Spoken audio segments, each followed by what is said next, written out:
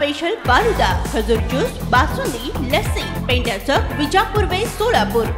अजित पवार यांना clean chit मिळाली। भाजपमध्ये किंवा महायुतीसोबत गेले त्याच ठरवून हिट त्या केस मागे घ्यायच्या। अण्णा हजारे भाजपकडून हे षडयंत्र सुरू आहे, आपल्याकडे घ्यायचे आणि आता बदनाम करून ससेमिरा लावायचा हा भाजपचा अजेंडा आहे। दूध देणारी गाय दूध देते तेव्हा चारा खाऊ घालतात, दूध देणं बंद केलं की कसाकडे पाठवतात। सुनेत्रा पवार अजित पवार गटाचा अंतर्गत प्रश्न आहे, यावर प्रफुल्ल पटेल बोलतील। लोकसभा लढण्याची इच्छा होती, वरिष्ठ नेते आहेत, त्यांना केंद्रातून ग्रीन सिग्नल मिळालं होतं, पण त्यांना का राज्यसभा मिळाली नाही? त्यांना लोकसभा आणि राज्यसभा न मिळाल्यानं ते नाराज आहेत। पार्लमेंटरी बोर्डात 2 जागेचा घोळ होता, यात सांगली आणि भिवंडी काँग्रेस आणि या सेनेचा आग्रह होता। जयंत पाटील यांनी ती जागा काँग्रेसला जायला पाहिजे असा आग्रह होता। एकत्र बसून निर्णय घेऊ। वंचित बाबत अजून काही चर्चा नाही, महाविकास आघाडीच्या नेत्यांना प्रयत्न होता। लिमिटेड लोकांची बैठक होती, महत्वाची बैठक असताना बोलवतात, आमच्यात एकजूट आहे, पुढली विधानसभा आम्ही एकत्र लढू। मोदींना सर्व राज्य समान पाहिजे हे असताना सुद्धा केंद्रच धोरण असावे। वेदांत डायमंड मार्केट एकाच राज्याचा गुजरात विकास होत असले तरी आम्हाला मान्य नाही।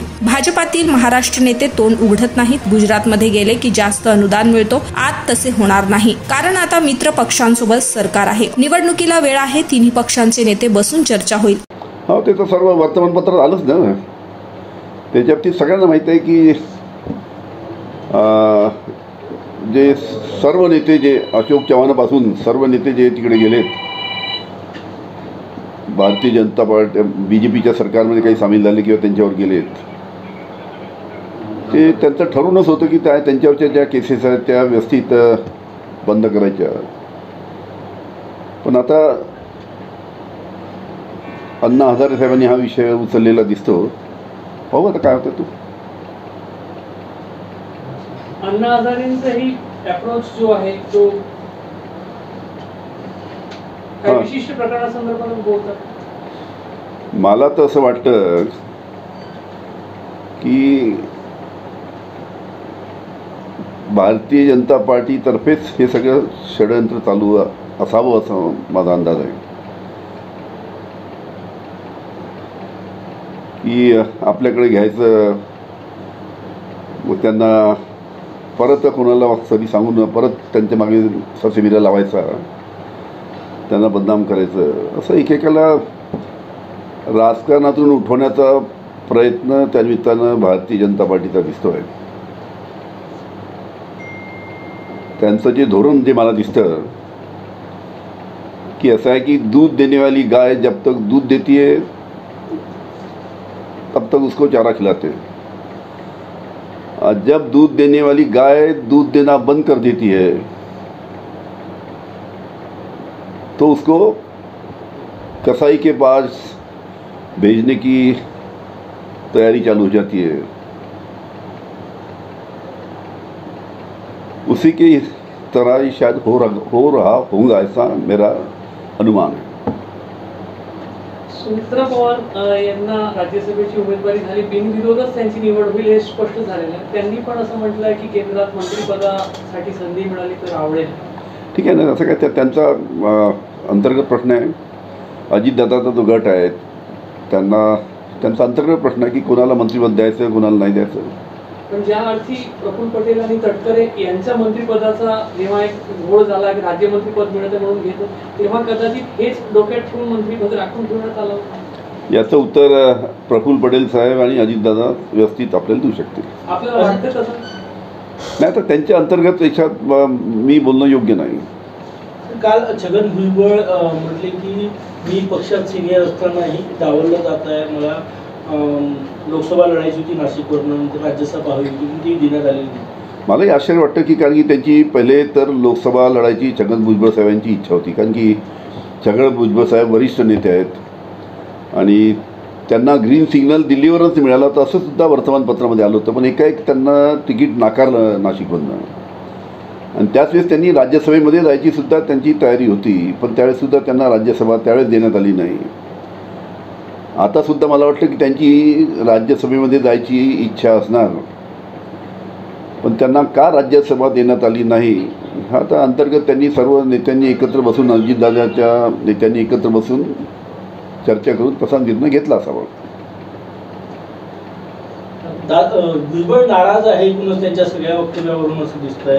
ते म्हणतात की मराठा मतं महायुतीला मिळणार नाही म्हणून कदाचित मला तिकीट दिली नसावी. कसं आहे की साहजिकच आहे, इतके सिनियर नेते त्यांची स्वतःची लोकसभा लढायची इच्छा असताना त्यांना दिली नाही, राज्यसभेमध्ये जायची इच्छा असताना राज्यसभा त्यांना मिळाली नाही. साहजिकच आता बाहेर जरी ते खुलेआमपणे बोलत नसतील तरी मनातून तर त्यांना दुःख नक्कीच झालं असेल असं दिसतं. सांगलीची जागा महाविकास आघाडीने जिंकली अखेरीस, मात्र विश्वजित कदमांनी जयंत पाटील यांच्या संदर्भात वक्तव्य केले की काहींना तिथली जी एकी आहे ती पाहवली नाही. नाही मी तुम्हाला सांगतो, पार्लमेंटरी बोर्डामध्ये जेवढ्या मिटिंग झाल्या सुरुवातीपासून तर शेवटल्या मिटिंगपर्यंत 2 जागेचा घोळ चालू होता, एक सांगली आणि एक भिवंडी. आणि दोन्ही जागेसाठी, खास करून सांगलीच्या जागेसाठी शिवसेनेचा आग्रह होता, काँग्रेसचा आग्रह होता. आणि त्या ठिकाणी जयंत पाटील साहेब त्या मतदारसंघातील त्याच मतदारसंघातील ते आमदार असल्यामुळे त्यांनीसुद्धा सांगितलं होतं की ही जागा माझ्या मताप्रमाणे काँग्रेसलाच जायला पाहिजे, असा त्यांचासुद्धा जयंत पाटलाचा सुद्धा आग्रह होता. संजय राऊत साहेब त्या मिटिंगमध्ये होते, अजून काही शिवसेनेचे लोक होते. त्यांनासुद्धा सांगितलं की माझा जर तुम्ही व्यक्तिगत मत जर घेतलं तरी सांगलीची जागा काँग्रेसलाच दिली पाहिजे असं जयंत पाटील साहेबाचं सुद्धा मत होतं. वारंवार त्यांनी पार्लमेंटरी बोर्डाच्या मिटिंगमध्ये ते मत व्यक्त केलं. पण ठीक आहे, आता तिथे काँग्रेस शिवसेना एकत्र बसून मग शेवटी त्यांनी निर्णय घेतला असेल. पण जयंत पाटलाचा आग्रह होता की ती काँग्रेसला सुटावी. त्या प्रत्येक मिटिंगमध्ये मी होतो, मला त्याची कल्पना आहे. आगामी विधानसभा निवडणुकीत महाविकास आघाडी जे आहे ते वंचितला सोबत घेणार आहे का किंवा नाही घेणार अशी काही चर्चा सध्या समोर? नाही, अजून काही तशी कुठे चर्चा नाही आहे. तशी कुठे चर्चा नाही. मागेसुद्धा आमचा प्रयत्न तोच होता की बाळासाहेब आंबेडकरांची वंचित महाविकास आघाडीबरोबर यावी, यासाठी महाविकास आघाडीच्या सर्व नेत्यांनी प्रयत्न केला. पण शेवटी तसं झालं नाही. त्याच्यामुळे सुरुवातीपासून महाविकास आघाडीची इच्छा होतीच की बाळासाहेब आमच्यावर आले पाहिजे. आज महाविकास आघाडीची बैठक आणि पत्रकार परिषद आहे, परंतु काँग्रेसचे प्रदेशाध्यक्ष त्या ठिकाणी गेलेले नाहीत, विजय वडेट्टीवारही गेलेले नाहीत. काही काँग्रेस नेत्यांची नाराजी आहे का नाना पटोलेची? संजय राऊत ज्या पद्धतीनं नानांवर बोलले 2 वेळा, वडेट्टीवारांनी हे म्हटलं की मला बैठकीचं निमंत्रणही नाही आणि एजेंडाही माहीत नाही. कसं आहे की लिमिटेड लोकांची काही मिटिंग असेल, असं आहे की जेव्हा व्यापक मिटिंग असते, मोठी मिटिंग असते, तेव्हा सर्व नेत्यांना बोलावतात. काही लोक काही इश्यूजबद्दल चर्चा करायची असेल, काही नेते एकत्र बसले असतील. पण जेव्हा मोठी मिटिंग राहते, महत्त्वाची मिटिंग राहते, त्या मिटिंगला सर्व काँग्रेस, राष्ट्रवादी, शिवसेनेच्या सर्व वरिष्ठ नेत्यांना बोलवण्यात येतं. त्यांची सर्व एकत्र येऊन चर्चा करतात आणि निर्णय घेतात. मी तुम्हाला एक सांगतो की आमच्या महाविकास आघाडीमध्ये कोणी मोठा भाऊ नाही, कोणी छोटा भाऊ नाही. सर्व आम्ही एकत्र आहोत आणि एकोप्याने चांगल्या पद्धतीने काम चालू आहे. अतिशय चांगल्या पद्धतीनं आमच्यामध्ये कॉर्डिनेशन आहे. आणि पुढची जी महाविकास आघाडीच्या माध्यमातून पुढची जी विधानसभा आहे ते सुद्धा आम्ही सर्व काँग्रेस, राष्ट्रवादी, शिवसेना आणि मित्रपक्ष एकत्र मिळून लढू आणि जिंकू. भुजबळ काल म्हटले की मी शरद पवारांकडे जाणारी खिडकी जी आहे ती बंद झालेली आहे, मी अजितदादांसोबतच राहणार आणि महायुतीतच राहणार. आता तो त्यांचा प्रश्न आहे ना, भुजबळ साहेबांचा प्रश्न आहे, त्यांना तुम्ही विचारलं पाहिजे. केंद्रातील मंत्री एस.डी. कुमारस्वामी यांनी स्वतः बंगळुरूमध्ये सरकारवर जाहीर दिलेला आहे. गुजरातमध्ये उद्योग पोषक वातावरण असतं, तिथे अब्जो रुपयांचं अनुदान देण्यात येतं असं ते स्वतः बोलले. एका रोजगारासाठी जवळपास 3 कोटी रुपयांचं अनुदान. खरी गोष्ट आहे. कुमारस्वामी साहेब बोलले ते एकदम खरी गोष्ट आहे. आम्ही तर 10 वर्षापासून ओरडतो आहे की असं आहे की जो भारताचे पंतप्रधान म्हणून नरेंद्र मोदी साहेब आहे आणि नरेंद्र मोदी साहेबांना सर्व राज्य समान पाहिजेत. ठीक आहे, गुजरातचे ते असल्यामुळे थोडा कल त्यांचा असू शकतो, मान्य आहे. पण हे असतानासुद्धा सर्व राज्याचा सर्वांगीण विकास झाला पाहिजे, त्या दृष्टीनं केंद्राचं धोरण त्या पद्धतीचं असावं. पण मधल्या काही काळामध्ये आपण पाहिलं की ज्या पद्धतीनं महाराष्ट्रातले मोठे मोठे उद्योग, वेदांत फॉक्सकॉनपासून अनेक उद्योग गुजरातला गेलेत, डायमंड मार्केट गुजरातला गेलं, असे अनेक उद्योग आणि अनेक मोठ्या मोठ्या संस्था गुजरातला गेल्या. त्याच्यामुळे सातत्याने आम्ही आवाज उठवत होतो की अशा पद्धतीनं एकाच राज्याचा जो विकास जर होत असेल तर योग्य नाही. आणि महाराष्ट्र म्हणजे अतिशय विकसित असं राज्य आहे आणि या राज्यामध्ये येणारे मोठे मोठे उद्योग ते जर बाहेर जात असेल आणि महाराष्ट्रातले जे काही नेते आहेत भारतीय जनता पार्टीचे ते जर तोंड उघडत नसेल तर हे सुद्धा अतिशय दुर्दैव आहे.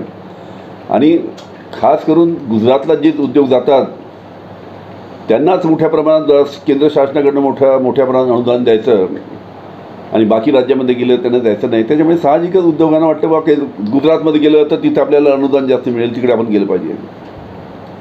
पण हे आतापर्यंत घडलं.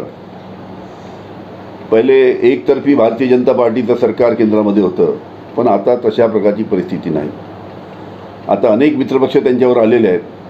त्याच्यामुळे मित्रपक्षाला सुद्धा त्यांना एकत्र घेऊन त्यांच्याशी चर्चा करून त्यांना निर्णय घ्यावा लागेल. आणि म्हणून कुमारस्वामी जे आता मंत्रिमंडळामध्ये त्यांनी जे वक्तव्य केलं, असेच अनेक राज्याचे मंत्रीसुद्धा पुढील काळामध्ये वक्तव्य करतील की अशा पद्धतीनं फक्त गुजरातलाच महत्त्व दिलं नाही पाहिजे, बाकी राज्यांना सुद्धा महत्त्व दिलं पाहिजे. पुढचं सरकार आलं तर आणि शरद पवारांची इच्छा असेल तर मुख्यमंत्री या महिला होतील असं रोहित पवार बोलले. असं आहे, आता निवडणूक अजून 4 महिने निवडणुकीला वेळ आहे, तिकीट वाटपाला वेळ आहे. निवडणूक होईल, आमचे आमदार मोठ्या प्रमाणात निवडून येतील, सर्व तिन्ही पक्षाचे नेते एकत्र बसतील आणि चर्चा करून निर्णय घेतील.